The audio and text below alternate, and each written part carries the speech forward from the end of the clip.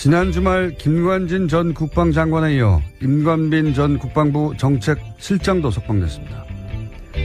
김관진 전 장관이 구속적부심 청구한 이후 조중동을 필두로 한 보수 매체에서 김관진은 북한이 가장 무서워하는 참 군인이라는 바보 같은 논리를 서로 복사해가며 반복했었죠. 구속적부심으로 석방될 리가 없는데 왜 이렇게까지 구명기사를 쓰나 했었습니다. 아니었습니다. 그들은 그들의 파트를 열심히 수행하고 있었던 거죠. 몇몇 매체는 이 석방을 법원과 검찰의 갈등이라는 프레임으로 보도합니다. 아니죠. 제발 그렇게 봐주기를 원하는 거겠죠.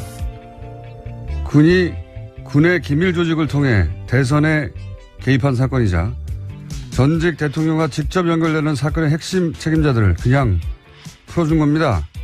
이 사건은 검찰과 법원의 법리가 부딪힌 게 아니라 법을 통해 세우려는 새로운 질서와 그 새로운 작동을 막아선 과거 세력의 힘이 부딪힌 거죠. 역사는 이런 힘을 반동이라고 합니다. 반동의 성공은 구체제의 부활이죠. 김원준 생각이었습니다.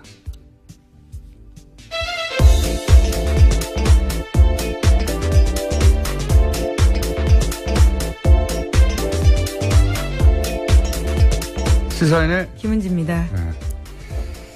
아주 주말 사이에 재미있는 뉴스가 많이 나왔습니다. 네, 뉴스가 정말 많았습니다. 자, 임관빈 정책실장도 풀려났죠? 예, 지난 24일인데요. 김관진 전 장관과 같이 구문 댓글 부대 관련 혐의를 받고 있었습니다. 그런지 구속된 지 13일 만인데 김관진 전 장관이 구속적부심으로 석방되자 임 전 실장도 구속적부심을 청구했고요. 법원이 이를 받아들였습니다. 신광열 수석부장판사는요. 혐의는 다툴 여지가 있고 증거를 없애거나 도망갈 우려가 있다고 보기 어려워서 석방했다라고 밝혔습니다. 이게 말이 안 되는지는 저희가 잠시 후 일부에서 이정열 전 부장판사 오늘은 직접 스튜디오에 나옵니다. 네, 나와서 자세히 다루기로 하고 되돌아보니까 딱딱 맞아떨어져요. 그러니까 구속적부심 청구부터 이상한 거죠 이게. 예. 법적으로 변하는 게 아무것도 없는데 그럼 청구 자체를 안 하는데 안 되니까 청구를 합니다. 그리고 조선일보를 필두로 북한이 제일 무서워하는 참군인. 예. 제가 계속 바보 같다고 비웃었는데. 근데 조중동이 계속해요. 원래 조중동은 안 될 일은 붙들고 있지를 않아요. 왜냐하면 그러다가 진짜 안 되면 조중동 영향이 없다는 걸 인정하는 거 아니에요. 그런데도 계속 붙들고 있어서 여기 참 이상하다. 이거 컨트롤 타워가 있긴 있는 것 같은데 왜 이러나 억지스럽게. 설마 구속적부심으로? 에이 설마. 그런데 그 양승태 전 대법원장이 직접 꽂았다고 하는 신경일 판사가 그 어려운 걸 해내죠. 예. 그러면서 또 기사가 나옵니다. 김관진은 청구할 생각이 없었는데 변호사가 하자고 해서 참군이니까 직접 하자고 할 수는 없잖아요. 그리고 또 이어서 상관이 풀려났는데 당연히 부하도 석방돼야 또 청구합니다. 이런 기사가 나오고. 그리고 나서는 이제 주말에는 검찰과 법원의 갈등 이런 프레임이 나왔죠. 하루 종일 포털탑에. 왜 이런 일이 벌어졌냐. 검찰과 법원이 갈등해서 그렇다는 거예요. 그렇게 봐주길 원하는 거죠. 그 다음 포털의 메인은 신광열 판사에 대한 비난 여론이 있었잖아요. 예. 뭐 인터넷에도 그렇고. 여당에서도 그런 비판이 있었습니다. 그러자 신 부장판사를 적폐로 매도한다. 처단 선동하고 있다. 신상털이, 유언비어, 가짜뉴스, 인신공격, 사법부 독립을 침해한다. 뭐 이런 그 비판을 이렇게 몰아가죠. 그리고 이런 비난에도 불구하고 신광열 부장판사는 석방을 결정했다. 부당한 여론 압력에 굴하지 않고 할 일을 했다. 이런 뉘앙스 기사가 또 나오고. 그리고 댓글 부대가 요즘 기승입니다. 아주 딱딱 맞아떨어져요.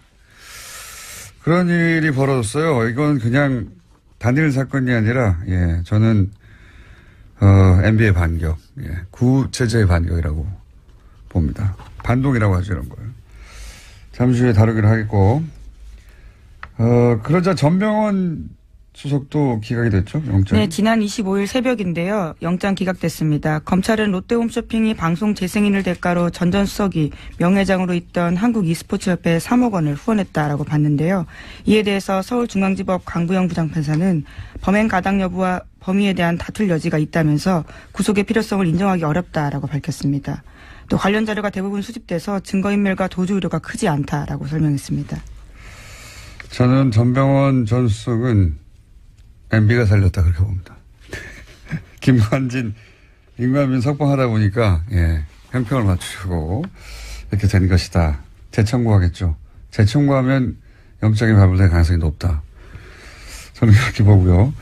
또 관련 뉴스가 많으니까 쭉쭉 이어가 보죠. 네, 적폐 사건의 핵심 피해자들이 잇따라서 검찰 소환도 거부하고 있는데요. 박근혜 정부 국정원에서 특수활동비 1억 원을 받은 혐의를 사고 있는 최경환 자유한국당 의원이 내일로 예정된 검찰 조사에 불응하겠다라고 밝혔습니다. 공정하지 못한 수사에는 협조하기 어렵다라는 건데요. 현역 국회의원에게는 불체포 특권이 있습니다.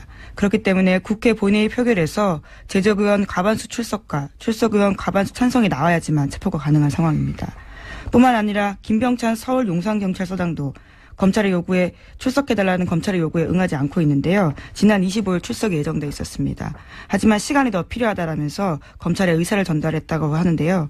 김병찬 서장 같은 경우에는 2012년에 댓글 사건 관련해서 국정원과 수시로 통화해서 정보를 줬다라는 혐의를 받고 있습니다.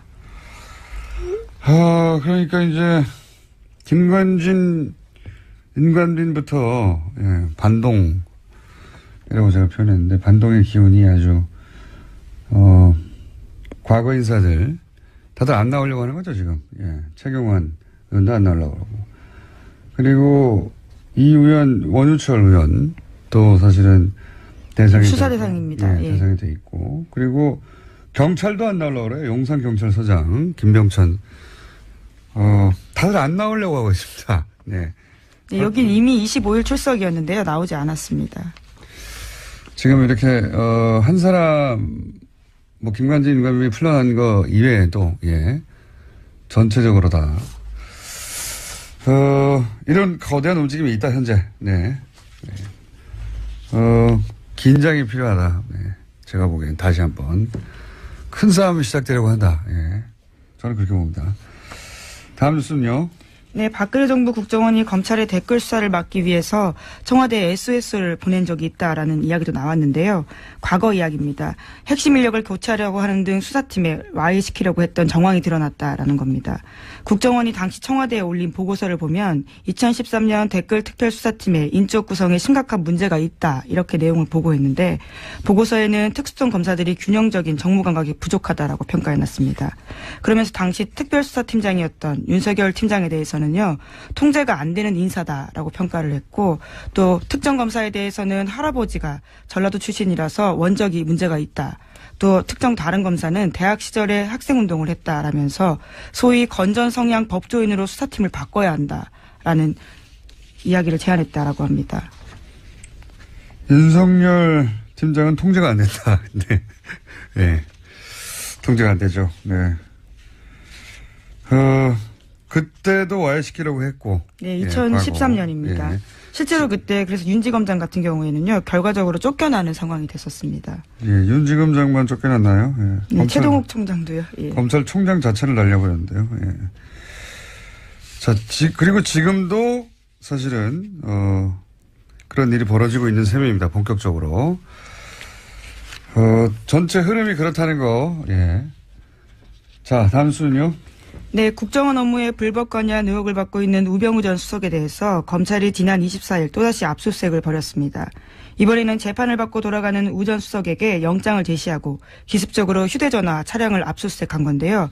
이제까지 우 전 수석 같은 경우에는 제대로 압수수색하지 않았다라는 비판이 많았는데, 이번에는 기습적으로 압수수색을 해서 현재 사용하고 있는 휴대전화까지 확보했다고 합니다.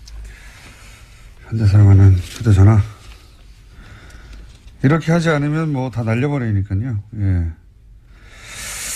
자, 우병우 전 수석은 사실은,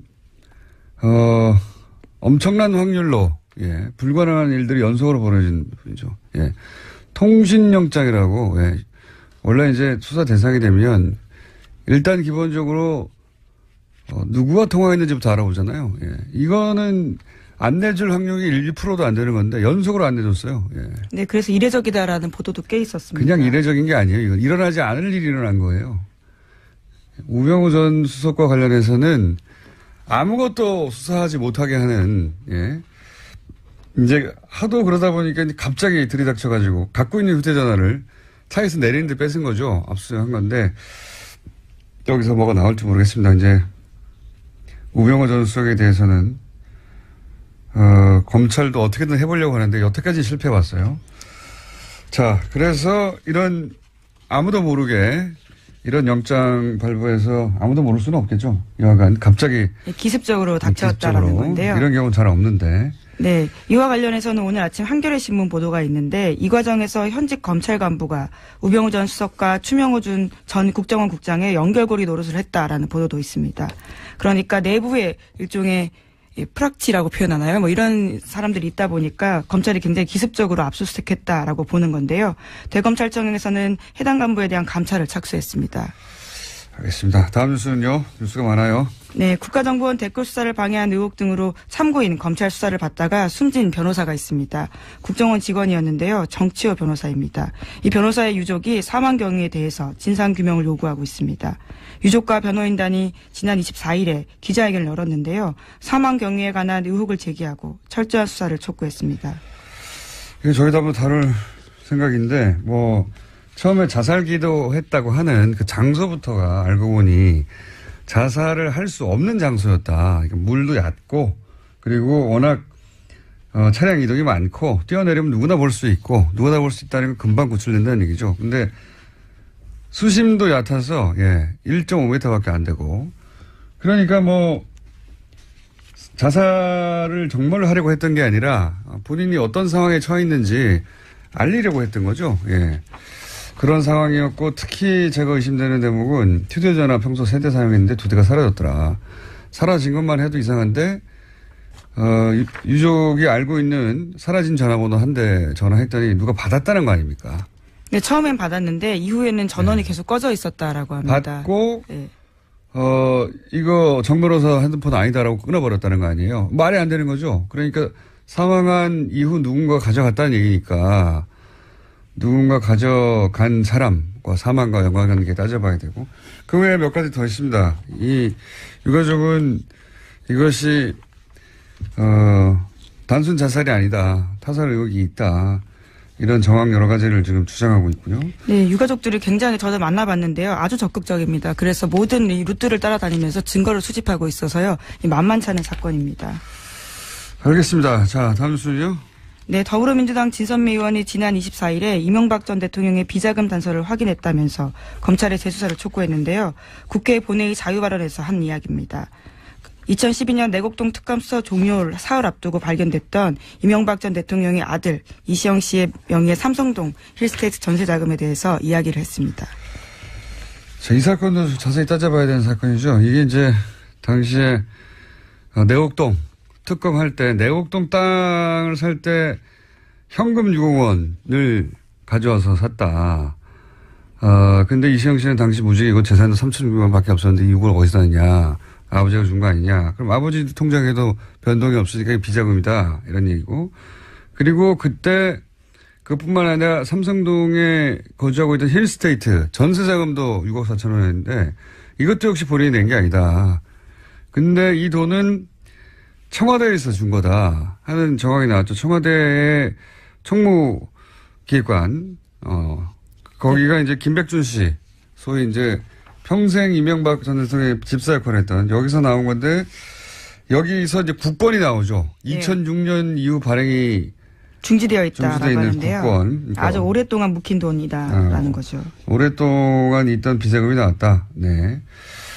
요 사안도 이미 특검이 조사해서 자료가 있으니 빨리 수사해라. 예, 그 비자금 어디서 났냐. 이런 이야기고요. 자, 또 하나가 이제 정유라 씨. 그 소위 이제 제가 이게 새로운 뭔가 기운이 있다 이거. 정말 진짜 전쟁이 새로 시작된 거 아니냐 이런 얘기를 했는데 정유라 씨 집에 40대 이모 씨가 침입을 했어요. 네, 강도가 침입했는데요. 지난 25일에 발생한 일입니다. 현장에서 붙잡힌 강도 같은 경우에는요.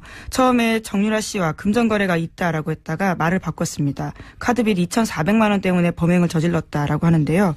경찰은 강도 행각의 무게를 두고 이 씨에 대해서 강도 상해 혐의로 구속영장을 신청했습니다.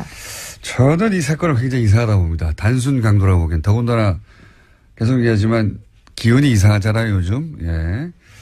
그래서, 요 사안 취재 중인, 이게 좀 이상하군요. 주진우 기자, 저희가 민진호 잠깐 연결해 보겠습니다. 주진우 기자. 안녕하십니까. 네. 방금 전까지 전화기가 꺼져 있어가지고 저희 제작진이 난리가 났었어요. 네. 네, 인지 일어났습니다. 자, 이모 씨가, 조사 초기에는 경찰에 정유라 씨하고 돈 문제가 있다고 했다가 나중에는 그게 아니고 카드빚 2,400 갚기 위해서 강도했다. 이렇게 번복했는데 이게 단순 강도로 보기에는 이상한 점부터 일단 짚어보면 어떤 게 있습니까? 범행이 발생하자마자 이상하지 않습니까? 그런데 예. 경찰과 그리고 언론에서 일제히 우발적인 범행이라고 발표를 했고요. 그 다음에 정유라 씨하고 같이 지내던 이 씨가 크게 다쳤어요. 예. 근데 경미한 부상이라고 계속 보도가 나오는 게 좀 이상했습니다. 그리고 장소와 시간이 강도 범행을 하기에는 최악입니다. 정유라 씨가 살고 있는 그 압구정동 미띠 빌딩의 1층에는 인기 있는 베트남 음식점이 있는데요. 주말 오후 3시는 피크타임이에요. 그래서 1층에 손님이 많고요. 줄을 서거나 그리고 발레 파킹하는 아저씨들이 여럿 있습니다. 그리고 그래서 누군가 고함만 질러도 그냥 바로 검거될 수 있는 그런 환경인데 일주일 이상 그 강도 범행을 도모한 사람이 찾기에는 너무 그 멍청한 선택이었습니다. 일단 기본적으로 오후 3시 사람이 드글드글하는 곳에 대낮에 강도를 하러 간다는 게 이상하고 그리고 이게 이제 강도라는 건 침입이 목적이 아니라 돈을 뺏어서 도주가 목적이에요. 도주객이 그렇죠. 예, 도주객이 수립이 돼야 되는데 침입할 때부터 이미 수위 아저씨하고 마주쳤다는 것은 얼굴이 다 노출되는 거잖아요. 그죠? 네, 이게 도주하기에는 굉장히 어려운 그 빌딩이에요. 정유라 씨 집은 지하 1층하고 1층에서 출입구에 그 카드를 이렇게 대고 올라가야 되는데요. 지하 1층에서 1층에 저기 경비 아저씨가 있어요. 아까 말했듯이 1층에는 발레 아저씨들이 덩치 큰 아저씨들이 많습니다, 거기에. 근데, 그래서 지하 1층에 가서, 택배 왔어요. 그리고 경비원을 일단 협박해가지고요. 인터폰을 하게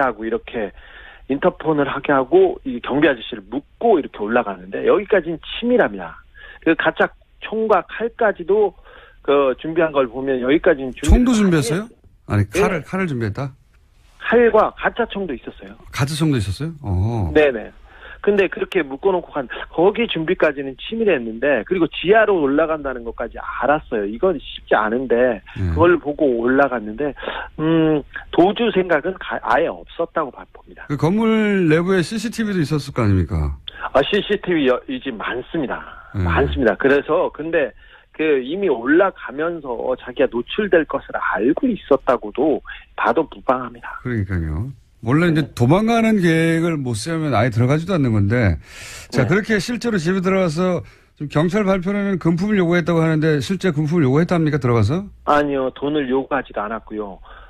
돈을 숨겨놨을, 최순실 씨나 정유라 씨 큰 부자이기 때문에 어디에 숨겨놨겠지, 쌓아놨겠지 했는데 금품을 찾기 위해서 집을 뒤진 흔적도 없습니다. 뒤지지도 않았습니다. 아예. 그럼 들어가서 실제로 어떤 행동을 했습니까? 이 부분 주목되고 있지 않은데 누가 보내서 왔다고 얘기했어요. 분명히. 누가 보내서 왔다. 그리고 정유라 나와라. 할 얘기가 있다. 할 얘기가 있어서 나와라. 이런 소리를 계속 질렀다고 합니다. 그래서 아직 어떤 얘기를 했는지는 지금 취재 중입니다. 누가 보내서 왔다. 그리고 할 얘기가 있어서 왔다. 네. 그 외에 또 어떤 행동을 했습니까? 정유라 씨는 이 빌딩에 6층, 7층에 복층이 있는 집에 살고 있는데 6층에는 고땡땡 유모가 살고 있고요. 유모가 고모. 네. 7층에는 정유라 씨가 지내고 있어요. 원래 6층에 정유라 씨가 살았어요. 네. 그리고 7층에는 정윤회 씨와 최순실 씨 방이 있었어요. 네. 각방이었습니다, 사실. 별걸 다 알아, 각방. 예. 저 이제, 네, 거기에 어떤 사진이 걸려있고, 예. 이상한 도령 사진이 걸려있고, 그렇습니다. 그 40대 계안이 6층에 올라가서, 예. 모모의 신분증을 뺐었어요. 신분증이요? 네, 신분증을 보면서 어딘가에 전화도 했습니다. 신분증을 보면 전화. 네, 이거 수사 중이니까 곧 파악이 될 겁니다. 뭐, 집에 그 돈이 없으면 뭐 돈과 비슷한 카드를 뺏는다든가 분명히 뭘 다른 걸 해야 되는데 인출 시도를 하자든가. 신분증을 보고 신분증을 보고 전화를 했다는 것은 좀 이상하죠. 굉장히 이상하네요. 이건. 네. 돈을 목적으로 한 침이 아닌 건 거의 분명한 것인데. 그리고 네. 아까 이제 마필 관리사 같이 네. 거주하고 있던 마필 관리사 이모 씨가 이제 다투다가 예. 칼에 찔렸다. 그런데 뭐 네. 경미한 부상 정도 생명 지장이 없다 이런 식의 보도가 있는데 사실 아닙니까? 그것도 사실 아닙니다. 그 6층에서 좀 소란이 있고 그러니까 7층에서 이제 이모 씨가 나왔어요. 예. 근데 마필 관리사 이 씨한테는 너하고는 감정이 없다. 찌르고 난 다음에도 너한테는 미안하게 생각한다. 이런 식으로 얘기를 했어요. 그리고는 너한테 볼 일 없으니까 저기 정유라 나와라. 정유라 나와라. 이렇게 계속 얘기하고 그리고 다른 거를 찾았습니다. 볼 일이 없다. 네. 다른 볼 일이 있다는 이야기네요. 네네. 돈도 아니었고 다른 볼 일이 네. 있다. 마필 관리사 생명에 지장이 없다는 보도는요? 이것도 좀 수상한데요. 그 칼이 굉장히 깊숙이 한 번에 쑥 들어갔습니다. 거의 전문가 소행이라고 볼 수 있을 정도의 상처라고 저는 들었어요. 그래서 병원에도 확인해 봤는데 몇 센치만 옆으로 갔으면 그 신장을 관통해서 사람 바로 죽을 수도 있었어요. 그래서 단순한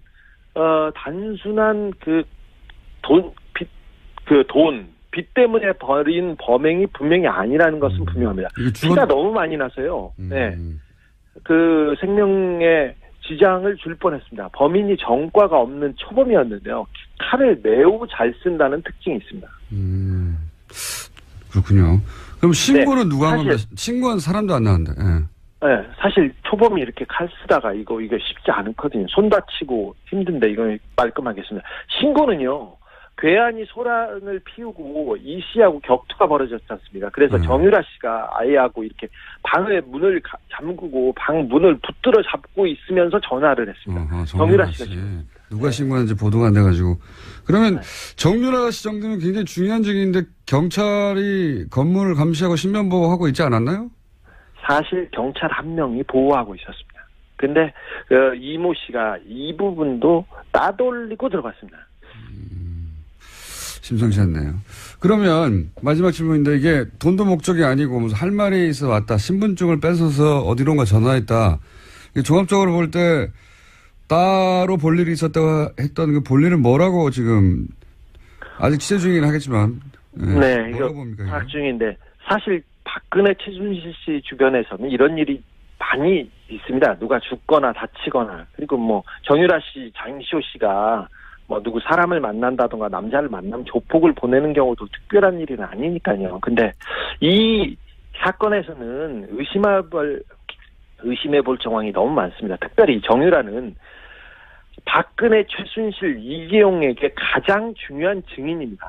특별히 박근혜와 이재용 씨의 뇌물 사건이에요. 뇌물의 실질적인 증거 있지 않습니까, 이분이. 그래서 지난 재판에서 이들에게 불리한 증인을 해가지고 이재용 부회장한테 유죄를 받는 결정적인 증거가 되기도 했으니까요. 사실 정유라 씨가 겁을 먹거나 아니면 다른 증인이 그 겁을 먹고 입을 다물라고 메시지를 보내기에는 이보다 더 좋은 상황이 없습니다. 특별히 적폐 수사 자체를 흔들어 볼 목적으로 지금 뭐 세력이 규합되고 이상한 징후들이 많이 보이는데 이걸 목적으로 누구를 그 사람을 보냈을 가능성을 열어놓고 이 범행의 동기와 배후를 파헤쳐야 된다고 봅니다.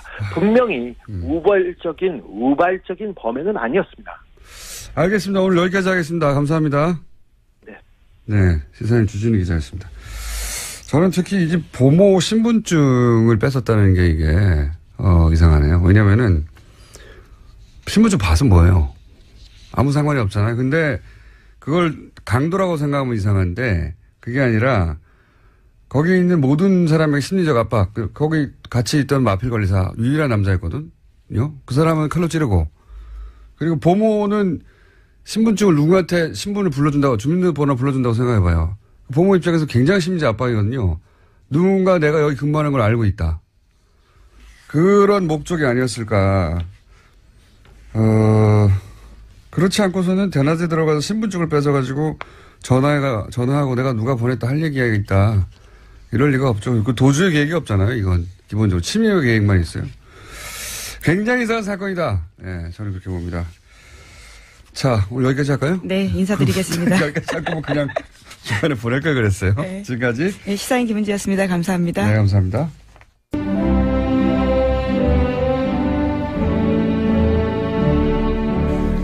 지내는 국민 여러분, 안녕하십니까.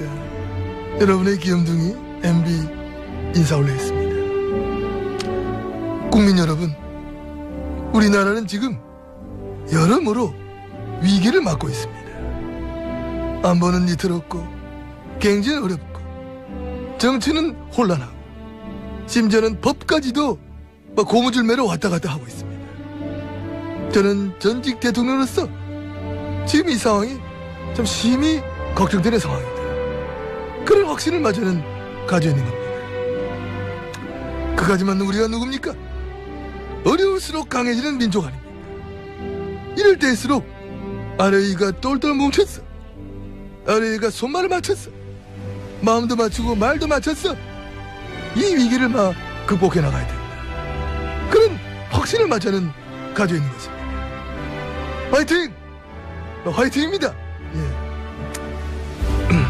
여기까지야. 끝났네. 가자. 우리 또 맞춰봐야지. 맞추고 많아. 입도 쪽쪽 맞아야 되고. 간지나! 그래, 간지나, 그래. 아이고, 너 나한테, 너 나온 거, 야. 그래, 간지나!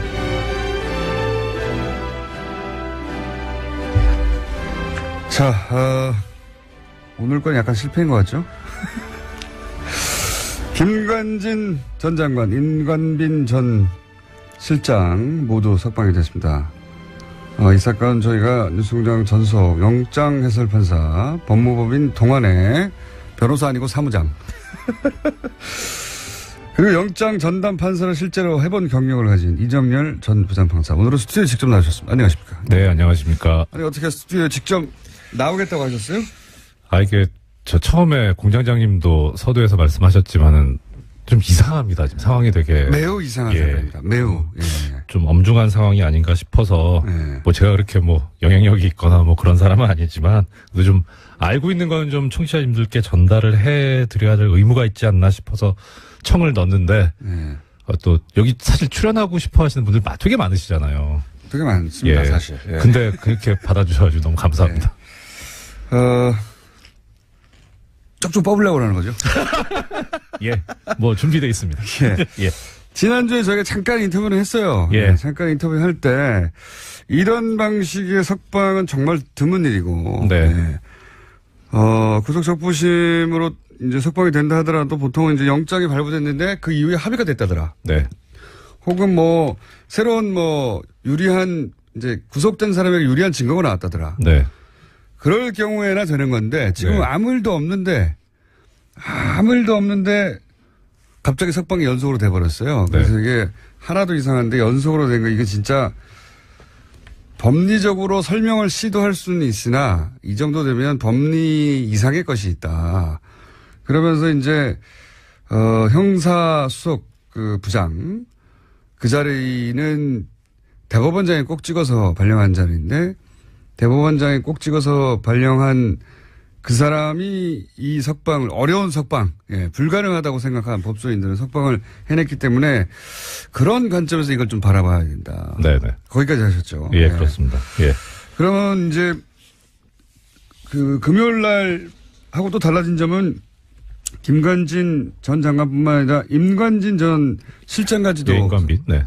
임관빈 전 실장까지도 풀려났어요. 예. 더더욱 이상한 거죠. 어마어마하게 이상한 거죠. 그렇죠. 네. 네. 이거 조금 전에 이제 공장장님 말씀하셨던 대로 구속적부심이 사정 변경이라고 하는데 유리하게 이제 변경이 된. 그 법조계에서는 사정 변경이라고 합니까? 사정이 변경되었다는 거죠. 아무것도 아닌데 전문 용어처럼 쓰는군요. 예. 그렇죠. 사정이 변경된 거죠. 예. 예.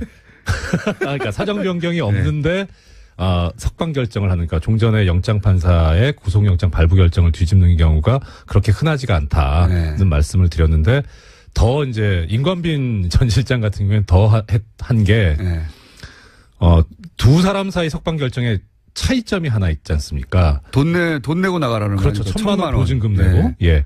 그래서 이게 사실 이런 제도가 제도 취지는 참 좋아요. 그래서 원래 그 구속을 하는 게 도주 우려가 있거나 증거인멸의 우려가 있을 경우에 하지 않습니까? 그런데 증거인멸의 우려가 없다면 그러면 도주 우려가 설령 있다고 하더라도 돈을 내게 해서 나중에 이제 도망가면 그 돈이 몰수가 되니까. 돈 날릴 걱정 그렇죠. 때문에 못 도망가게 하네. 그러니까요. 근데 1,000만 원 때문에 도망 안 가나요?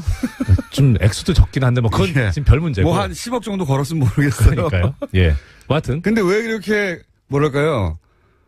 구차해 보이는 1,000만 원 때문에 도망 안 갈 리도 없는데 무슨 1,000만 원 걸고 풀어줬지? 이거 왜 그런 겁니까? 그러니까 일단 제 생각에는 이건 추측인데 당초에 김관진 전 장관에 대한 석방까지는 염두에 뒀던 것 같아요. 예. 그런데 그 다음에 이제 임관빈 전 실장이 또 청구를 하니까 그냥 그림상으로는 사실 상급자가 나갔는데 하급자를 구금해둔다는 게 이상하잖아요. 예. 지시를 한 사람도 나갔는데. 그렇죠. 그러니까 형평상 풀긴 풀어야 되겠는데 그런데 이제 김관진 전 실장하고 김관진 전 장관하고 임관빈 실장 차이가 뭐냐면 혐의가 정치 관여 부분은 서로 지금 뭐 공통이 돼 있는데 임관빈 전 실장 같은 경우는 뇌물 부분이 있어요. 뇌물 부분. 예. 그러니까 사실 이건 풀기가 어려워요. 더 어렵다. 더 어려워요. 그 다음에 뭐 다른 시간에 기회가 되면 혹시 말씀드릴 수 있을지 모르겠지만 김관진 전 실장 같은 경우에는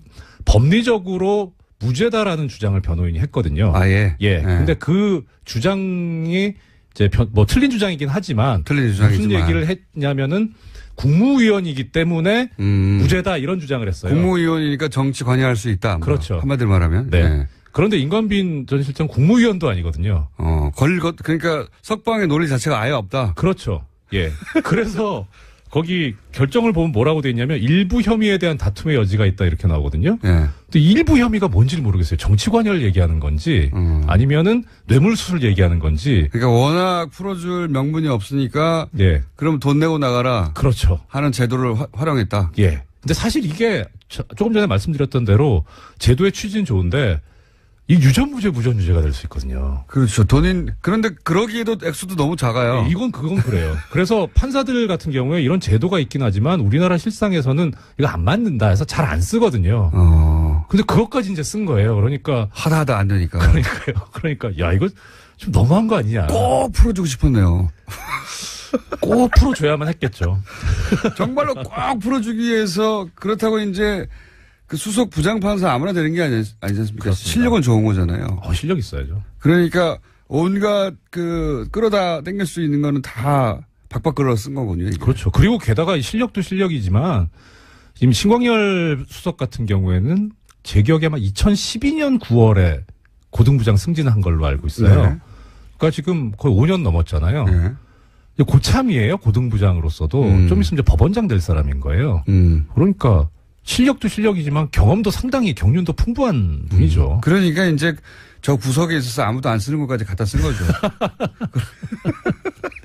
그만큼 이 법을 아는 사람들이 내부적으로 보기에는 야 이렇게까지 해서 풀어주나 이런 사안이라는 거죠. 그렇죠. 예.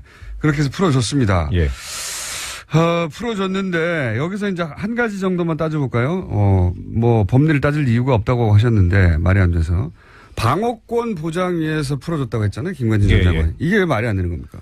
그러니까 보통 이제 방어권 보장을 위해서 석방을 하는 경우에 구속영장 청구를 기각하거나 하는 이유는 뭐냐면 일단 검찰 측에서 이러한 범죄 혐의가 있다고 구속영장을 청구를 하잖아요. 그리고 이제 자료를 제시를 하죠. 소명 자료를. 그 보면은 당연히 이제 어느 정도 증명이 되겠죠. 그러니까 검찰이 청구를 하는 거고. 근데 거기에 대해서 피의자 측이, 그러니까 영장 청구의 대상이 된 피의자가 사실은 이게 이렇게 된 거다고 자기한테 유리한 주장을 합니다. 그러면서 일부 증거를 또 제시를 해요. 그럼 재판부에서 보기에 이게 변명이 말이 된다. 설득력이 있다.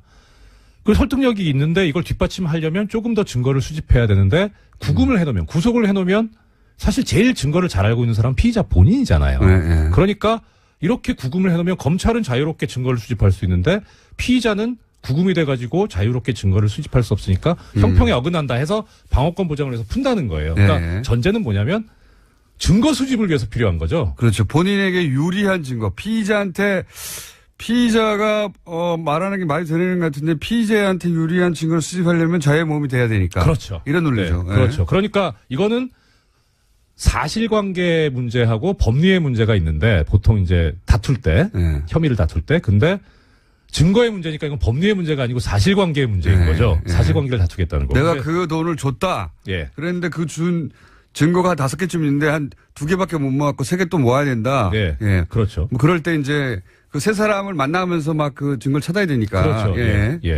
그럴 때 내가 보내주는 건데. 풀어주는 건데. 그러니까 그러면은 이 재판부 논리대로 하면 이 사실관계에서 증거 수집에 지금 필요성이 있구나라고 이해는 할 수 있어요. 근데 재미있는 게 이 김관진 전 장관의 변호인이 언론 인터뷰를 하면서 뭐라 그랬냐면 모든 증거가 다 수집돼 있다. 이런 얘기를 해요. 증거 인멸할 이유가 없다 이거죠. 그런 얘기인 것 같아요. 다 수집돼 있는데 검찰도 뭐 증거 인멸할 그 여지가 없지 않냐. 다 수집돼 있는데. 그렇죠. 그래서 증거인멸 우려가 없다는 취지로 그렇게 얘기를 한 것 같은데 이때의 증거는 검찰 측 증거만 있는 건 아니죠. 모든 증거 다 수집돼 있으니까 그렇죠. 본인들 증거도 다 수집됐다는 얘기도 하죠. 그러니까 방어권 보장의 문제가 아니게 되는 거죠. 자승자박을 해버린 거예요. 자기들도 모든 증거가 다 모여있다고 했는데 뭘 나가서 또 증거를 모으냐. 그러니까 이것을 이렇게 변호인이 주장을 하는데도 방어권 보장 얘기가 나온 거라면 이거는 둘 중에 하나잖아요. 변호인이 주장하는 거를 눈을 감아버린 거예요. 네가 그렇게 설령 얘기는 하지만 그럴 리가 없어. 밖에 또 증거 또 있을 거야. 유리한 증거. 그렇거나 아니면은 이 방어권 보장이라고 한 부분이 잘못 쓴 거라는 거죠. 잘못 판단한 거라는 잘못 판단이라기보다는 쓸 게 없어서 썼겠죠. 굳이 법리적으로 따지자면. 그런데 법리적으로 말이 안 된다는 이 말씀하셨고 근데 이제 법리가 무의미하다. 다른 의도가 있다. 이렇게 말씀하셨잖아요. 법리 말고 다른 의도가 있다라고 생각되는 정황들은 뭐 여러 가지 있었겠지만 판사로서 그런 생각을 하셨던 포인트가 있을 거 아닙니까? 이게 뭐 저는 뭐 정보 수집할 방법이 그렇게 많지 않으니까 주로 언론 기사를 참조하는데 주진우 기자 조선일보라고 말씀하셨는데 전 세계일보에서 봤어요. 어떤 기사? 세계일보에서 그 얘기 하더라고요. 저기 아까 공장장님도 처음에 말씀하셨는데 원래 김관진 전 장관은 구속적 부심 신청을 할 생각이 없었는데 참군인이라서 부하들의 책임을 다 지려고 그래서 참군인이라서 구속적 부심 신청하면 이상하다라고 해서 안 하려고 했는데 변호인이 강하게 권유를 해가지고 그래서 어쩔 수 없이 했다. 그게 이제 원래는 비판 여론을 이제 왜 구속적 부심 신청했냐 이런 물타기 하고 석방된 이후에도 우호 여론을 조성하고 그러니까 참군인이기 때문에 안 하려고 했는데 할 수 없이 변호인이 시켜가지고 했다. 이렇게 이제 말아주는 기사인데. 그러니까 그게 뭐 김관진 전 장관이 참군인일 수는 있겠죠. 전 잘 모르겠어요. 그거는 뭐 아는 바 없고. 주진은 참치군인이라고 합니다만. 참 정치군이라고. 일단 뭐 법률계 쪽에서 보자면 변호인이 얘기한 게 좀 눈길이 가는 거예요. 법적인 관점으로 보자면 변호인이 그러니까 의뢰인이 나는 적부심 신청 안 하고 싶은데라고 했는데 변호인이 주장해가지고 적부심 신청했다는 기사대로라면. 법무법인 발언이죠. 그 유명한 BBK를 담당했던. 그렇죠. 그 대표 변호사. 이명박 전 대통령과 아주 밀접한 관련이 있는. 이명박 전 대통령 시절에 비약적으로 발전한. 하여튼 그건 그렇고. 하여튼 발언해서 그렇게 안 한다고 했는데 신청했어요. 그러면 보통 이제 일반적으로 뭐 전 변호사는 아니지만 보통 의뢰인이 못 되신 거죠. 사무장에 머물러 계신 거죠. 논점에서 벗어났습니다. 일반적으로 의뢰인이 원하지 않는데 변호사가 하자고 하면 네. 나중에 안 되면 어떻게 합니까? 책임 때문에 못 합니다. 못 하죠. 예, 원래. 그러니까 의뢰인이 하자고 해도 변호사가 보기에 이건 안 될 것 같아서 말리거든요.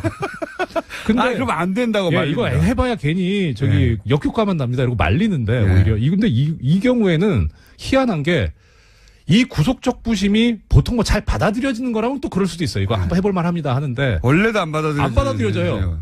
근데 그걸 하자고 해요 변호인이. 게다가 이렇게 중요한 사건은 더더욱 안 받아주는데. 그러니까 그걸 막 해요.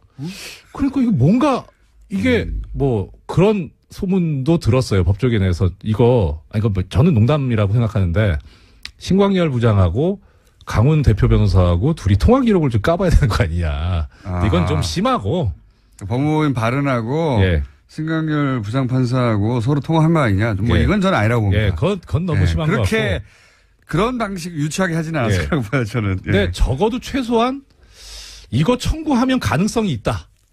라고 하는 어떤 뭔가 상당한 근거를 가지고 있다는 뭔가 거죠. 시그널이 있었으니까 했겠죠. 그렇죠.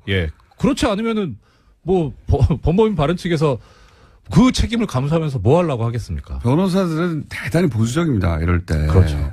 안 되는 걸 했다가 괜히 손해날 일을 아마도 피의자가 하자고 해도 안 된다고 말리는 게 정상인데 안 한다고 하는 걸 끝까지 하게 했다고 하면 믿는 구석이 있어요. 그러니까요. 믿는 구석. 그러니까 이건 좀 이상하다. 뭔가 있다. 그 생각이 들어요. 그때부터 그러니까. 이상하다고 생각하셨군요. 야, 이거는 안 될 일인데 왜 변호사들이 먼저 나서서 했단 말인가. 그러니까요. 게다가 이어서 또 임관민 실장은 그런 기사가 나왔거든요. 중간에. 아니 지시한 사람이 나갔으면 이제 그러면 부하도 나가야 되는 거 아니냐. 이걸 이 기사의 톤은 내가 싫지만 신청해가지고 만약에 석방이 되면 그 석방을 근거로 부하도 풀려날 수 있지 않겠습니까? 라고 권유했다고. 그 얘기도 참군이, 나와요. 그 얘기도 기사에 나와요. 그러니까 곧 임관민도 신청하겠구나. 두 사람을 풀어주는 논리를 그렇게 연결했구나. 하고 딱 눈치를 챌 수밖에 없는. 그렇죠. 그렇죠? 그 세계일보 그 기사가 저는 너무 마음에 들더라고요. 그래서 김관진 전 장관이 참군인이라고 쓴 논조인데 이거 뭔가 지금 얘기가 있었다는 소리구나. 그러니까요. 자기들끼리 다 얘기가 됐고 요거 먼저 석방하고 그다음에 부하를 석방하는 거구나. 부하 석방은 너무 말이 안 되니까 돈 1,000만 원 내고 나는 걸로 풀어줬구나. 저는 신광열 부장판사의 성향만 막연히 믿고 변호사가 배팅했다고 보지는 않습니다. 그건 위험하죠, 사실. 그건 말이 안 되는 것 같고. 왜냐하면 조중동 매체들이 사전 여론 조성 작업부터 쭉 했잖아요. 참군인. 얼마나 많이 기사를 냈는지. 그래서 보다 큰 시나리오 아래서 이게 전체적으로 진행된 사건이 아니겠는가. 저는 이제 추정하지만 법조인이시니까. 저는 조심스럽죠. 법조인이시니까 어쨌든 기사에 나온 변호사가 먼저 하자고 했다더라라든가 아니면 임관민까지 하자고 하더라. 그리고 곧이어 역시 되더라. 그리고 1,000만 원 내고 풀어주는 희한한 방식. 이런 경우 보셨어요? 아이씨. 먹겠습니까? 이게 욕먹거든요. 저기 했다가. 법원 내에서도 욕먹을 거 아니에요. 그러니까 법에 있는 제도니까 사실 욕하기는 좀 그래요. 근데 잘 안 하니까 그런 수준이죠. 희한하다. 이런 정도죠. 판사들은 더 보수적이기 때문에 희한하네. 이런 정도. 그러면 찍어서 신광열 부장판사를 양승태 대법원장 시절에 찍어서 임명한 소위 말해서 이제 오른팔 정도 되는 사람이다. 이런 찍어서 임명했다는 확실한 겁니까? 오른팔이라는 말씀 제가 드린 말씀은 아니고. 주진우 기자의 표현이긴 합니다. 찍어서라는 그건 당연히 근거가 있죠. 그러니까 이게 제가 찍어서 발령냈다라는 걸 가지고. 30초 남았습니다. 그렇습니까? 최초 보도한, 비난하는 얘기를 최초 보도한 문화일보 기사에도 그렇게 나와 있어요. 2006년 2월 2일자 기사인데 거기 보면 서울중앙지방법원 형사수석 부장판사로 신광열 부장이 간다라고 그렇게 나와 있어요. 근데 인사 발령문이 그렇게 돼 있어요. 아예. 발령문이 딱 그 사람 이름을 찍어서 두리뭉실로 나오는 게 아니라. 그러니까 신광열 부장만 온 게 아니라 다른 수석 부장들 다 그래요. 찍어서 부장판사는. 법무법인 동안 사무장 이정열 전 부장판사였습니다. 네, 고맙습니다. 와타시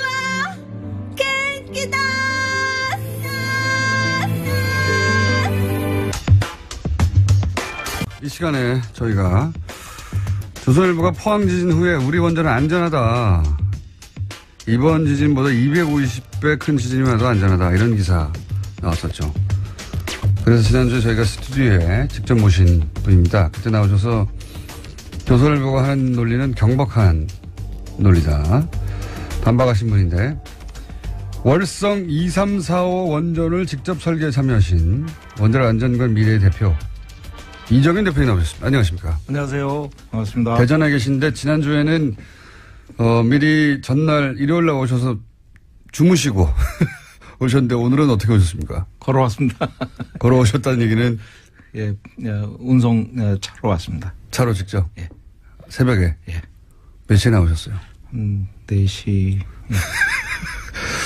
예. 4시에 대전에서 직접 운전해서 예. 올라오신 분입니다. 예. 원자력 안전과 미래는 NGO고요. 예. 기부를 받아서 활동을 해야 되는데 홈페이지도 없고 아무것도 없어가지고 어떻게 움직이시나 몰라요. 블로그 하나 만드시기로 했는데 아직도 안 만드셨죠? 예, 만드는 중입니다. 자, 이렇게 이제 뭐랄까요. 지금 현재 원전을 움직이는 분들의 반대하는 분들은 먹고 살기 힘듭니다. 먹고 살기 힘든다. NGO 외에는 이런 일을 하는 분들이 없다. 이런 말씀 먼저 드리고 나서 그 얘기부터 한번 해볼게요. 2010년, 13년에 원전 비리가 크게 터진 적이 한 번 있지 않습니까? 엄청나게. 예. 그때 부품이 이제 기준에 못 미치는 부품을 공급했다. 근데 알고 봤더니 부품을 공급하는 곳과 부품을 검사하는 곳과 부품을 관리 감독하는 곳과 모두 다 한 통속으로 해먹었다. 이거 아니었습니까? 예, 모든 것이 다 한수원이 움직이는 발주처죠. 발주처의 계약 구조로 움직여지기 때문입니다. 그래서 결국 올라가 보면 돈이 결국은 다 발전 사업자 한 군데서 다 나오기 때문에. 발전 사업자라는 건 한수원. 예. 그래서 그쪽에 패권주의로 나가면 대항할 자가 아무도 없는 거죠. 아무도 없습니까? 예. 그러니까 지금 연구를 하기 위한 돈, 그리고 뭐 정비를 하기 위한 돈, 제작을 위한 돈, 뭐 품질 관리를 위한 돈, 공인 검사를 하는 돈, 다 한 군데 사는 겁니까? 다 거기서 돈이 나옵니다. 규제까지도 일부 돈이 나온다. 규제 검사까지도. 그러면 처음부터 끝까지 다 한 군데서 하면 누가 감시합니까? 감시를 결국은 우리나라는 알아서 자발적으로 잘할 것이다. 그런 주의입니다. 원전에 관한 한. 예. 원전에 관한 한 잘 하겠거니. 그러니까 왈가왈부하지 마라. 알아서 잘할 거다. 알아서 잘할 거다. 예, 믿어달라. 믿어달라. 그래서 그런 얘기가 나오지 않습니까? 이거 처음부터 끝까지 다 해먹는 거니까 핵마피아 아니냐. 근데 그 업계에 계셨던 분으로서 직접 설계도 하셨던 분으로서 이 표현이 과합니까? 과하지 않은 것 같은데요. 왜냐하면 패권주의가 결국 마피아라는 같은 의미니까요. 같이 해먹는 거잖아요, 다. 아고라님은 적군입니다. 거기서는. 예. 오로지. 예. 그러니까 원전 건설에 도움이 되냐. 예. 아니면 뭔가 자꾸 시비를 거냐. 이렇게 딱 나눈다는 거죠. 예. 그러니까 프로페셔널들이 결국 돈을 받고 일을 하는 사람들 아닙니까? 예. 명줄을 끊어버리는 거죠. 대표님은 명줄이 끊긴 상태고요. 몇 년 전에. 몇 년 전에 이미 끊긴 상태고요. 그리고 또 이런 얘기도 있었지 않습니까? 2013년이면, 박근혜 정부 출범 초기예요. 첫 해예요. 첫 해 이런 거대한 비리가 터졌는데, 실제 이렇게 터지고 나서 별로 바뀐 게 없다. 그리고, 이런 사건이 터지고 지금 말씀하신 한수원을 장악한 것은 박근혜 정권 때 인수위에 들어갔던 사람들이 다 장악해버린 거다. 맞나요? 예, 그렇고요. 그분들 거기 들어가는 배경도 사실 그 이전 정권부터 예. 계속 핵 쪽에 일부에 국한된 그런 조직에 의해서 인력이 배출되기 때문에 그런 층층이 내부적인 네트워킹이 아주 강하게 있었던 거죠. 그래서 그게 내려온 겁니다. 그래서 인수위에 들어갔고 그때부터 이제 박근혜 정권 때 좀 더 강하게 이분들이 드라이브를 하게 됐죠. 네. 특히 이제 핵 원전 수출 하고 나서 더 탄력을 받았던 겁니다. 그래서 지금은 이제 핵 마피아라고 그러니까 특정 대학의 특정 과외 출신 그리고 한수원이라고 하는 독점 사업자 이렇게 묶여가지고 전부 다 선후배겠네요. 핵심은. 그러니까 돈 주는 쪽과 받는 쪽이 서로 꿍꿍짝짝 잘 된 거죠. 네. 꿍꿍짝짝 다 한통속이다. 네. 네. 다 같은 선후배고 다 같이 아는 사이고 선배가 밀어주고 땡겨주고 혹은 뭐 거기서 자리도 안 쳐주고 생산하는 곳이나 검수하는 곳이나 관리하는 곳이나 규제하는 쪽이나 다 한통속이고 뭐 인적 네트워크가 결국은 거기서 거기이기 때문에 그럴 수밖에 없는 구조입니다. 한 군데서 다 배출하는군요. 대부분 그렇다고 봐야 됩니다. 그러니까 배출 자체도 한 군데서 하고 그들이 갈 곳도 한 군데밖에 없고.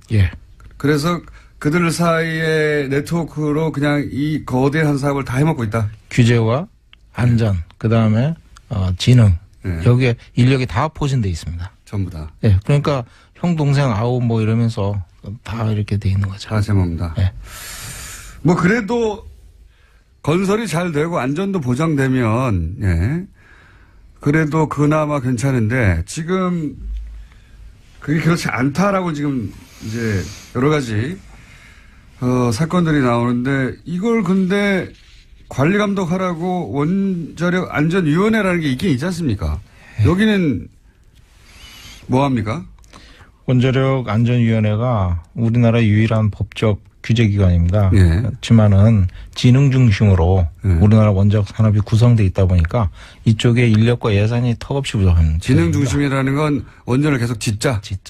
짓자 쪽으로 다 방향이 잡혀 있기 때문에 여기는 예산과 인력이 없다.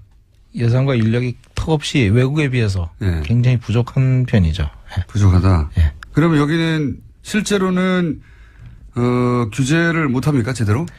대표적인 예가 다소기 문제가 있었거든요. 어떤 문제? 신고리 오륙 건설 때 인허가 심의 때 다소기 문제가 많이 대두됐습니다. 시민사회에서 제기를 많이 했고 그 가장 근본이 이제 후쿠시마 원전 사고가 1, 2, 3, 4호기 한 군데 밀집된 원전이 그대로 동시 사고가 일어난 거지 않습니까? 그래서 다수호기가 한 군데 밀집돼 있으면 안 된다. 그러니까 원전 다수호기라는 건 원전이 한 지역에 밀집돼 있으면 그게 큰 문제다. 그런데 후쿠시마 원전 사고 일어났을 때 그게 교훈으로 널리 전파가 됐거든요. IA에서도 계속 권고를 하고 있고. 서로 떨어뜨려라. 짓더라도. 그런데 작년 신고리 5, 6호기 건설을 들어갈 때 심의 때 최종 결정하는 과정에서 벌써 5년, 6년이 지났지 않습니까? 이제 연구가 하겠대요. 다수호기 문제에 대해서. 승인을 해주고 난 다음에. 승인을. 그게 문제라고 했는데 일단 다수 5, 6호기라는 건 이미 1, 2, 3, 4호기가 있는데 그 해당 지역에 5, 6호기를 또 진다는 거 아닙니까? 그렇죠. 그런데 이렇게 한 지역에 밀집되어 있는 건 위험하다고 계속 얘기했는데 이제 연구를 하겠다고. 그 5, 6호기. 허가 해준 다음에. 허가를 그 지역에 내주지 말아야 하는 건데 연구가 끝날 때까지. 다소호기 관점에서 우리가 진짜 안전위원회가 위험성을 고려해서 검토를 한다 그러면 뭐를 하든지 했어야 됐습니다. 그러니까 다른 논리가 아니라 아직 다소호기에 대한 연구 자체가 안 돼 있기 때문에 제대로 우리나라에서는 그럼 애초에 원자력 안전위원회는 그런 거 하라고 있는 곳인데 그런 거 연구하고 규제해서 일단 보류했다가 이렇게 하면 되겠다는 결론이 나면 짓거나 말거나 해야 되는데 그거 없이 일단 짓기 시작하고 나서 앞으로 연구하겠다. 여기는 그럼 인력 구성은 어떻게 됐습니까? 연구자들 중심인가요? 아니면 뭐 실무자들 중심인가요? 원자력 안전위원회가 이제 공무원들이 있고요. 공무원들이고. 그 다음에 거기 안전 전문위원들은 이제 주로 교수들. 그 다음에 이제 전문가들이 들어가 있습니다. 근데 이제 다 이렇게 서로 네트워크로 돼 있는 분들이죠. 그 다음에 안전기술원이라고 또 별도의 조직이 있습니다. 거기는 이제 기술자 집단이거든요. 거기서 이제 지원을 하게 돼 있는데 거기서 어떤 결론을 내도 사실 원자력 안전위원회가 공무원 사회고 지시받고 뭐 움직이지 않아야 되는데 지능 중심으로 인력이 구성되다 보니까 뭐 말할 필요가 없는 거죠. 어떤 결론이 나더라도 항상 건설하는 쪽으로 결론이 난다는 거예요. 위원회에서는. 예, 그래서 기술자 집단인 원자력 안전 기술원 그쪽에서 어떤 결론을 내면 그거의 독립성을 인정을 해줘야 되는데 자기네들이 검토 승인을 한다는 거예요. 기술원이 어떤 결론을 내더라도 계속 짓는 쪽으로만 원자력위원회는 지금까지 그렇게 종합 결론을 내왔기 때문에 있으나 마나하는 거 아닙니까 그러면? 결국은 그렇게 된 거죠. 실제로는. 위원회라고 하는 장치는 존재하나 이 안전위원회가 정말로 규제기관으로서 역할을 한 적이 없다. 뭐 꼭 그렇지는 않습니다. 꼭 그렇지는 않고. 있는 경우는 뭐가 있습니까? 뭐 나름대로 후쿠시마 후속 대책도 만들려고 노력을 했고요. 뭐 여러 가지 그 사실 그 동안에 정보 공개도 안 됐었는데 정보 공개법을 이제 개정을 해서 통과도 시키고 노력을 안 한다기보다는 이게 힘에 붙이는 거군요. 붙이는 거죠. 한수원에 비하자면 가장 중요한 게 원자력 안전위원회가 규제 지침을 우리나라 실정에 맞는 거를 만들어야 되거든요.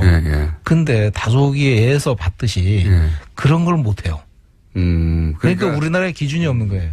그러니까 후쿠시마 원전 사고가 나서 이렇게 큰 사고가 나가지고 이제 원자력 안전위원회가 우리나라에 맞는 규정을 만들려고 해도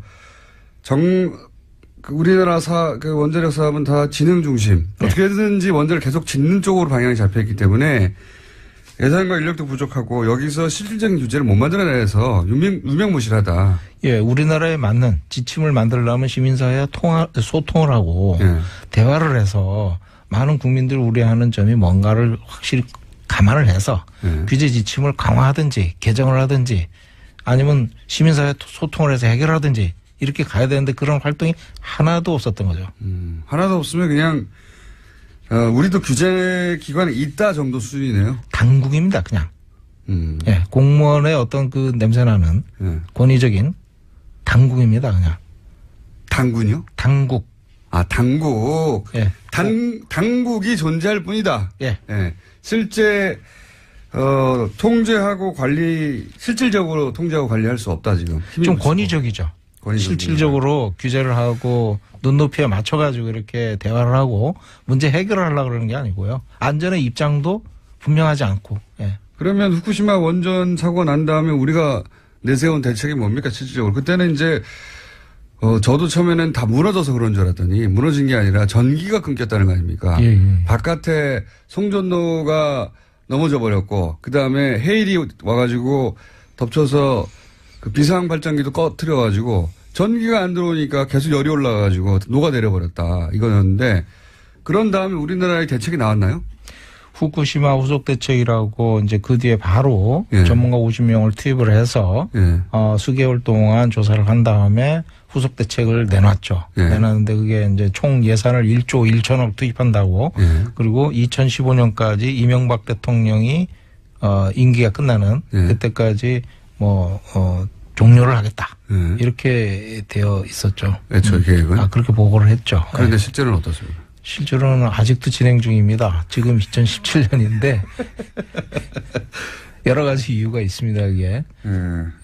그러면 그때 무슨 차량을 구매해서 어떻게 한다 비상용 차량이었던가요?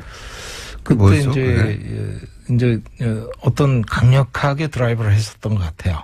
통치권자부터 해가지고 이거 원전을 지금 2009년에 수출하고 2011년에 후쿠시마 원전 사고 일어나고 앞으로 100기를 수출하겠다 그랬었는데 100기. 그 이후로 한 기도 없습니다만 한 기도 없죠. 근데 단 한 기도 없지만 수출을 해야 되는데 후쿠시마 원전 사고가 일어나니까 수출하는데 지장이 생기잖아요. 그러니까 이거 후속 대책을 1조가 넘는 돈을 투입해서 만들자. 이렇게 생각해가지고 거금을 투입했다. 그래가지고 국민들을 안심시키려고 했는데 그거마저 이제 지금 흐지부지 되다시피. 흐지부지 됐다. 원래 그렇긴 합니다만 항상. 이카타 원전이라고요. 전에 이제 한 교수님을 모셔가지고 저희가 이제 일본에서 모셔가지고 한번 경주에서 세미나를 한번 한 적이 있습니다. 그때 이제 말씀하시는데 본인이 사시는데 이카타 원전이 있답니다. 우리나라는 1조 1천억을 투입해가지고 그중에 절반 정도 투입을 했는데 24기 원전에 24기에 예, 24기에 5천억 정도 투자했는데 예, 거기는 2기에 2조를 투입했답니다. 그래서 사고 이후의 안전성 보완을 위해서 신안전 기준이란 걸 또 만들어가지고 그걸 적용을 해서 50기 원전에 대해서 죽일 거 살릴 거 이렇게 이제 그거를 정한 거죠. 이렇게 하고 보강을 시킨 겁니다. 살리려면. 그때 이카타 원전 2기에 투입한 게 2조랍니다. 지금까지. 2기에만. 예. 그래서 전 호기에 50기 원전에 한 20조 정도 투입했다고 그럽니다. 그렇군요. 네. 일본은 실제 강력한 규제를 할 수 있는 기관이 존재합니까? 원자력위원회처럼 우리 유명무실한 게 아니라 실제 존재해요, 일본에서는? 실제 존재하죠. 규제위원회가 있는데 그것이 좀 독립성을 부여를 했습니다. 그런데 일본 사회가 워낙 폐쇄적이라서 아마 규제위원회 자체에 맡게 되면 우리나라보다 더 폐쇄적이거든요. 그렇죠? 그래서 좀 위험한데 거기는 지역 지자체랑 안전협정을 맺어가지고 지자체가 재가동을 할 수 있도록 동의를 해야 이게 가동이 들어갑니다. 그래서 아직 못 들어가고 있습니다. 그렇군요.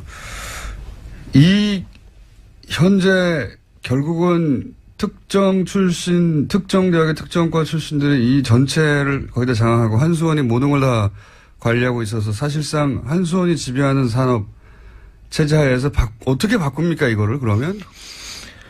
원자력계에서 이 문제점을 잘 알고 있지만 이 문제점을 제대로 얘기를 하시는 분이 많지 않습니다. 거의 없어요. 대표님 정도만 거의 유일하게 나와서 지금 아웃됩니다. 그래서 대표님은 이미 아웃되셨으니까 하시는 거죠? 저는 이제 버린 몸이니까.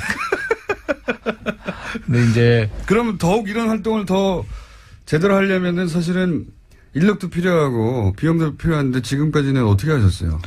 지금까지는 제가 이제 독일의 안전 회사인데 벤처 기업을 사실 운영하다가 독일의 회사로 M&A 돼가지고 그걸 넘겼습니다. 그래서 이제 거기서 조금 나온 것도 있고. 개인 돈으로 하시는 거예요, 그냥? 좀 그런 형편이. 그러니까 이 원자력 업계로부터 뭔가 기대서 거기서 나온 수익으로 일을 할 생각은 아예 접어야 되는 거군요. 지금 결국은 이제 한수원 돈은 받지 말아야 되는 게 원칙이죠. 그런데 맞습니다. 이제 돈이 거기서 다 나오니까 저희도 이제 어떨 때는 엄청나게 한미 원전 안전성 검증단 활동을 할 때 결국 주민들이 드라이브를 해가지고 이걸 일을 하고 저희를 선정을 했어요. 그러니까 원전이 있는 지역에서 검사를 맡겨야 되는데 그런 기관이 없으니까 왜냐면 다 한수원 아래로 다 있으니까 그렇죠. 완전히 독립구조인 것을 찾다 보니까 이제 원자력 안전과 미래 여기에 이제 실무에 참여했던 전문가들이 있으니까 의뢰가 일로 왔군요. 지자체로부터. 그래서? 지자체라기보다도 완전히 한비도 원전 그쪽은 주민들이 주도를 합니다. 그래서 그분들. 지자체가 아니라 그냥 그 시민들이. 주민들이 불안한데 독립적으로 판단해 줄 것이 없다. 저 담 넘어 뭐가 벌어지는지 모르니까 들어가서 보자. 근데 전문가가 없잖아요. 다 한수원 밑에 있으니까. 그래서 저한테 연락이 와가지고. 한수원 밑에 없는 곳은 여기밖에 없으니까 원자력. 아니 이렇게 중요한 곳이 어떻게 블로그도 없어요. 홈페이지도 없고. 그래서 들어가서 그 현장에 1호기부터 6호까지 오바올 때 해결료 재장전 기간이 있습니다. 한 1-2개월 되는데 그때 들어가서 싹 봤는데 저희들이 요구한 개선 요구사항이 700여 건이 넘고요. 그거를 한수원이 다 수용하겠다 이렇게 됐고 지금 개선을 하고 있는데 어떻게 하고 있는지 모르겠습니다. 끝났으니까. 그러니까 원전이 있는 곳의 주민들이 내가 정말 안전한 원전 환경에서 살고 있는 건가, 안전성이 보장되는 건가 확인할 방법이 독립적인 기관으로부터 확인할 방법이 전문가들로 구성된 없어서 원자력 안전과 미래 같은 곳에서 의뢰한 케이스가 한 번 있었군요. 이걸 근데 다른 지역의 주민들도 계속 의뢰해서 이런 일을 해야 되겠네요. 지역마다 참 다양하더라고요. 민심들이. 근데 이쪽은 이제 그렇게 해서 저희들 들어가서 봤는데 결국은 이제 돈은 또 한수원에서 나오잖아요. 결국은. 결국은. 물론 이제 저희들을 지정한 건 주민이지만. 주민이 지정하고 지급할 것은 한수원이고. 그래서. 한수원 주기 싫었겠네요. 되게 힘들었습니다. 6개월 뒤에 돈 받았습니다. 6개월 뒤에. 그 최초 아닙니까? 지금 한수원 정책과 정반대 혹은 뭐 한수원에 태클을 거는 기관이 한수원으로부터 돈을 받은 건 최초 아니에요, 혹시? 완전히 독립적인 입장에서 보자 그랬죠. 네. 그 독립적인 뭐 반대라기보다는요. 완전히 독립적인 입장에서 보자. 네. 저희 안원구 청장님이라고 계십니다. 예. 뭔가 그분과 비슷한 신세 같기도 하고요. 자, 그런 분들이 저희 방송에 잘 나오세요. 예. 자, 오늘 여기까지 해야 되겠는데, 일단 블로그라도 만드셔야 저희가 소개라도 하죠. 예, 명심하겠습니다. 지난주에도 말씀드렸는데 아직도 블로그도 안 만드셨어요. 자, 오늘 여기까지 하겠고요. 저희는 반론 기회가 항상 열려 있습니다. 네, 한수원 인터뷰도 받으니까. 예. 반론 기회가 열려 있다는 이야기는 대표님한테 하는 얘기가 아닙니다. 저 청취자한테 하는 얘기고요. 이 방송을 듣고 열받을 분들 있잖아요. 예. 그분들에게 드릴 말씀이고요. 오늘 여기까지 하고요. 벌써 끝났습니다. 20분이. 예. 별말 안 하신 것 같은데 벌써 끝났고요. 원자력 안전과 미래 사람들이 찾아보고 싶어도 아무것도 없어 인터넷에. 그러니까 제발 블로그라도 하나 만들어 주시고 다음 시간에 이 문제에 대해서 한 번 더 들어가 보고 싶습니다. 이 이야기를 할 수 있는 사람과 하고 있는 곳이 없어요. 예. 실제 원전 설계를 직접 참여한 사람들이 얼마나 있겠습니까? 예. 그분들 중에 한수원의 영향력으로부터 벗어난 사람도 얼마나 있겠습니까? 없어서 저희가 계속 모시는 겁니다. 자, 오늘 여기까지 하고 다음에 꼭 블로그 만들어주세요. 예. 지금까지 원자력 안전과 미래 이정윤 대표였습니다. 감사합니다. 감사합니다. 기자나 본인 입으로 방문 성과가 전해지는데요. 뉴스공장에서는 앞으로 이 해외발 순방 뉴스 팩트 체크를 해보려고 합니다. 네. 오늘은 첫 번째 순서로 지난 트럼프 대통령 방한 직전에 독일과 이스라엘을 방문해서 아이언돔의 배치 필요성과 수도권 3중 방어 필요하다는 주장을 했던 안철수 대표. 이 안철수 대표의 독일 방문 때 아이언돔의 필요성, 수도권 3중 방어에 대한 논의를 했던 상대방이 있습니다. 독일 안보 전문가 헤센 평화 갈등 연구소의 한스 요하임 슈미트 박사 직접 연결해 보겠습니다. 안녕하세요. 안녕하세요. 먼저 이 헤센 평화 갈등 연구소는 어떤 것이고 본인은 어떤 연구를 하고 있는지 설명 좀 부탁드립니다. 네, 설명을 해드리자면 저희 연구소는 독일 및 또 유럽에서 가장 큰 평화 갈등 연구소로서 지금 현재 80여 명의 직원들을 운영을 하고 있습니다. 그리고 한 50명에서 60명 정도의 과학자가 같이 저희와 함께 프로젝트를 하고 있고 6개 연구 부서가 있습니다. 저는 그 중에서도 굉장히 큰 국제 안보 부서에서 종사하고 있고요. 저는 전문가로서 이제 전체 국제적인 그런 무력과 관련해서 그리고 EU 내에서의 군 통제와 관련해서 연구를 하고 있고 또 한반도의 이런 비핵화와 또 핵 관련해서 연구를 하고 있습니다. 그렇군요. 제가 듣기로도 이제 한반도 문제하고 핵 안보 분야 전문 수석 연구원으로 제가 알고 있었는데 그런 연구를 하시는 분이고 그런데 이제 한국에서 국민의당 안철수 대표가 지난 11월 4일 독일을 방문해서 프랑크푸르트 한 식당에서 만나 오찬을 한 것으로 보도가 됐습니다. 당시 만남이 어떻게 이루어진 거죠? 네, 그때 당시 안철수 대표의 요청이 있었기 때문에 만나게 된 것입니다. 그래서 프랑크푸르트에서 한국 정부와 또 프랑크푸르트 내에 있는 이 영사관 쪽을 통해서 저희가 만나게 되었고요. 그때 당시에 안 대표는 안보와 관련해서 이제 질문들이 있고 또 같이 논의를 해보고자 하면서 만났었습니다. 그래서 이스라엘에 있는 아이언돔을 방문을 할 예정이었기 때문에 또 미사일 방어 체계에 대해서도 굉장히 궁금해했습니다. 국내 언론을 통해서 전해진 당시 안철수 대표의 발언 내용을 보면 수도권에 3중 방어망이 필요하고 그래서 이를 위해서 이스라엘 아이언돔 시스템 도입하는 게 좋겠다 이런 발언이 있었다고 하는데 이에 대해서 박사님은 어떻게 답변을 하셨는지? 네, 아이언돔 같은 경우에는 제가 봤을 때는 서울이나 또는 인근 지역의 인구들을 보호할 수는 없을 거라고 생각을 합니다. 제 생각에는 이게 그저 뭔가 효과가 있다면 플라시보 효과 정도만 주지 않을까 생각을 하고요. 정치인들도 그걸 잘 알고 있다고 생각을 합니다. 그저 아이언돔이 주는 효과 같은 경우에는 제한적인 방어만 수도권 지역에게는 제공을 할 수 있다고 생각하고, 만일에 북한이 아주 제한적으로 공격할 경우에만 도움이 되지, 대대적인 공격일 경우에는 이게 오히려 문제가 될 수도 있다고 생각을 합니다.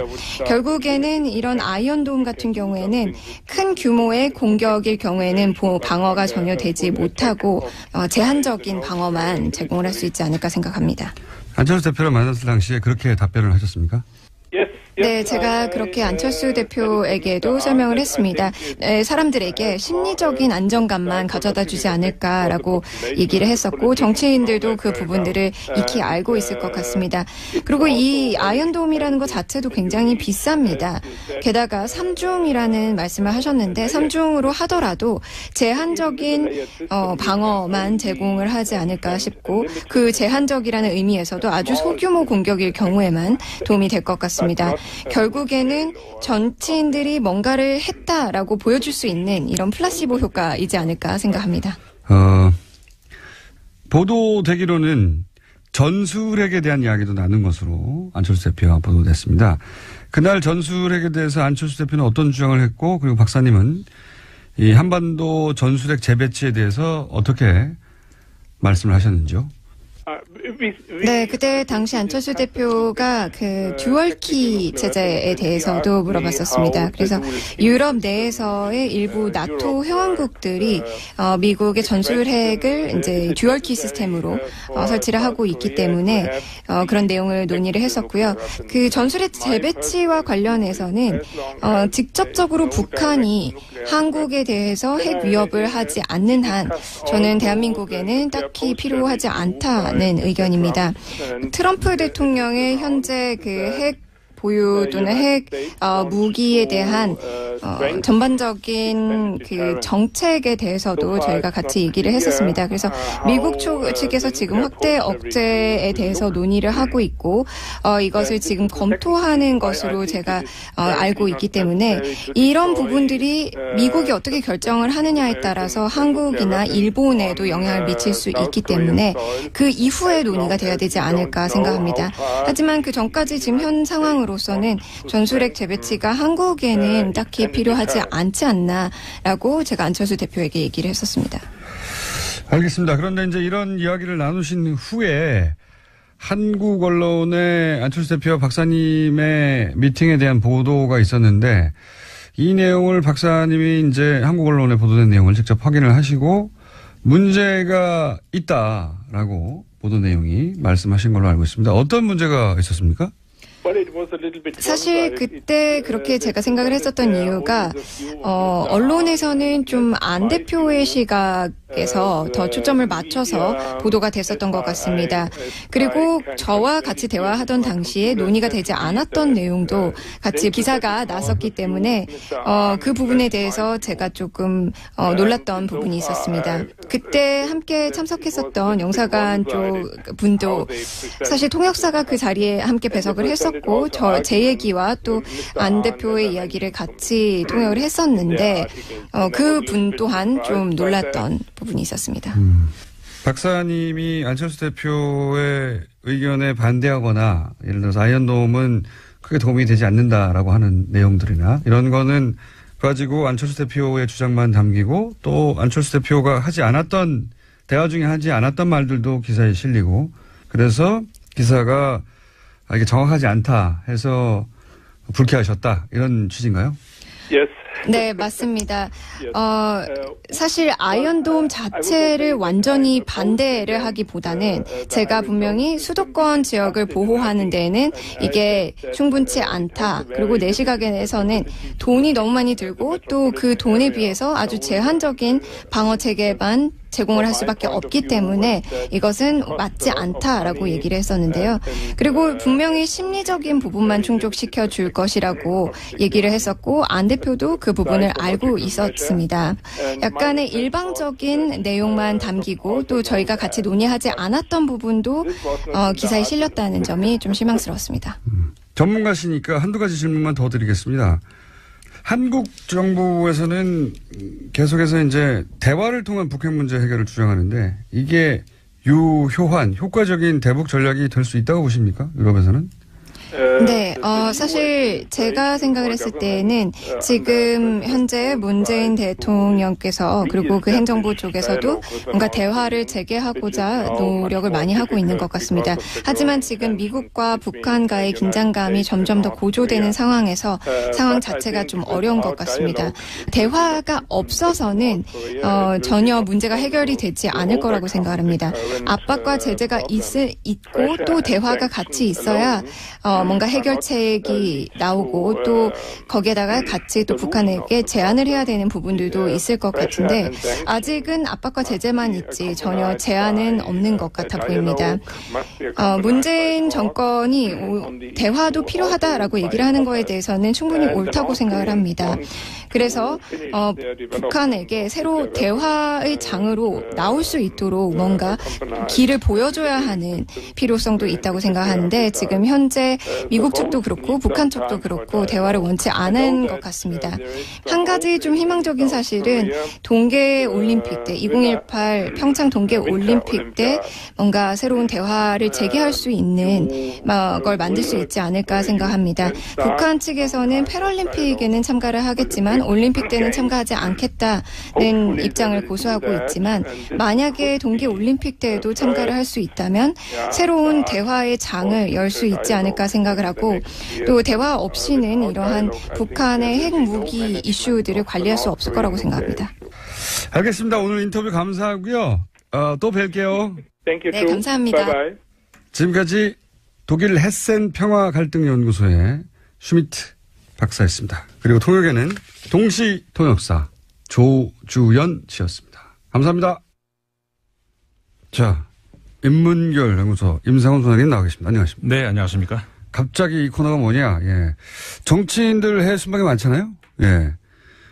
그리고 이제 그 해외 순방을 언론 플레이로 쓰는 사람들이 많아요. 그래서 저희가 앞으로, 정치인들이 만났다고 하는 사람들을 직접 연락해가지고, 인터뷰를 해볼까 싶어서, 지지난주부터 저희가 글로벌 팩트체크에 들어갔습니다. 그래서 네. 이제 쭉 최근에 이제 뭐 미국 가서 누구 만났다, 또 어디 뭐 유럽 가서 누구 만났다 하는, 아무도 팩트체크 안 하잖아요. 네. 저희는 하려고요. 그래서 쭉 메일을 보냈는데 그중에서 가장 먼저 가장 적극적으로 답장이 온 분이 이분이에요.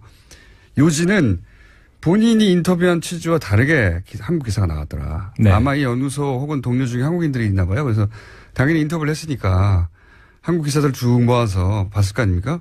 나 이렇게 말 안 했는데 혹은 뭐 내가 한 말을 왜 빠졌지? 혹은 안철수 대표는 이런 말 안 했는데 이렇게 자기가 보기에는 기사가 너무 이상하게 나가지고 화가 나가지고 네.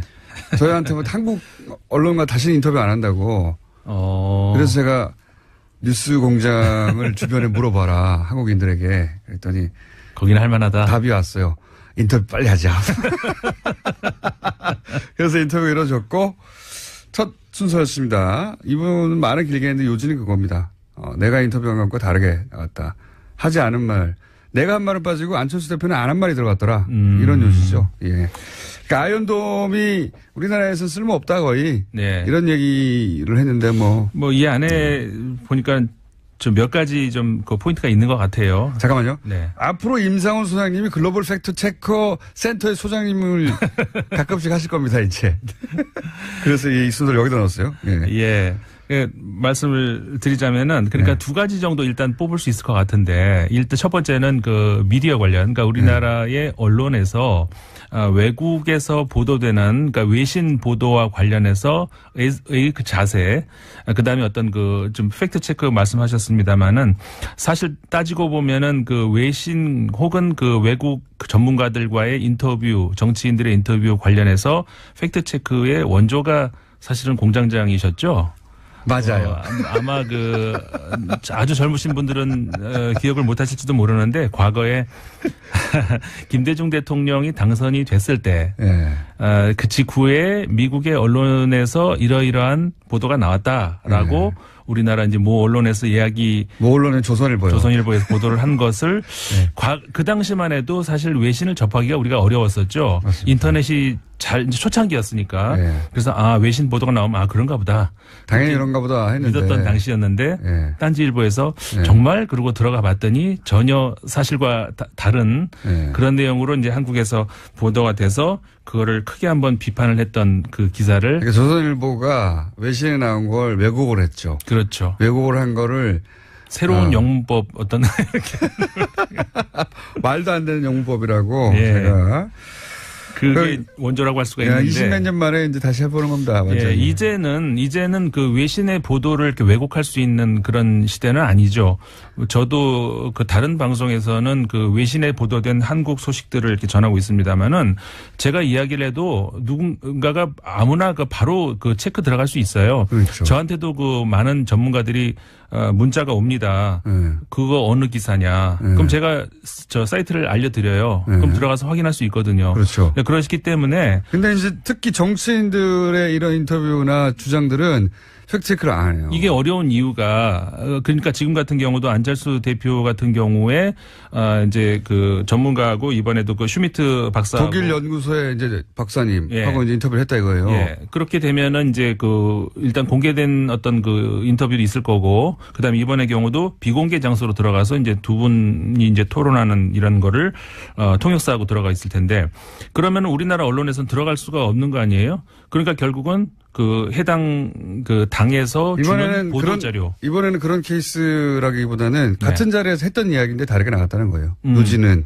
요지는 그거고. 요지는 그 기자도 따라갔는데. 기자도 따라갔어요? 기자도 따라갔는데 충분히 전달되지 않았거나 취지와 다르게 갔거나 하지 않은 말. 본인이 한 말은 빠지고 상대방이 안 한 말은 들어가고. 그러니까 보도 자료만 나온 게 아니라 실제 기자도 갔는데도 그렇다. 그건 더 심각한 문제. 더 심각한 문제죠. 그래서 이제 설마 이 한스 요햄 슈미트 독일 헤센 평화 갈등 연구소의 박사를 인터뷰하라. 저희는 합니다. 그러니까 이건 굉장히 좋은 취지이신 것 같고 앞으로 이 체크는 이제 계속 해주셔야 될 것 같아요. 정치인들이 외국에서 누군가와 인터뷰를 했다. 그 내용이 보도가 될 때 과연 그렇게 됐는가? 이거는 체크가 돼야 될 것 같다는 생각이 듭니다. 국내 최초의 글로벌 팩트 체크 연구소가 또 하나 열리고 인문결도 제대로 잘 안 되고 있는데 거기 소장까지 맡으신. 잘 돼요. 왜 그러세요? 그리고 이제 그래서 정치인들 해외 나가가지고 가끔씩 나갔다 와서 뭐라 하잖아요. 전술핵이 어쨌다느니 이런 거 다 체크할 겁니다. 정치인들이 외국에 나갔다 들어오실 때 가끔 이렇게 일종의 이렇게 주사를 한 대씩 맞고 들어오시는 언론 플레이 하죠. 와가지고 큰일 하고 온 것처럼. 앞으로 다 하겠다 다. 그리고 이 두 번째 문제가 이제 두 번째 문제는 할 수가 없습니다. 시간이 끝나서. 벌써요? 임상훈 소장님이었습니다. 감사합니다. 네, 감사합니다. 안녕.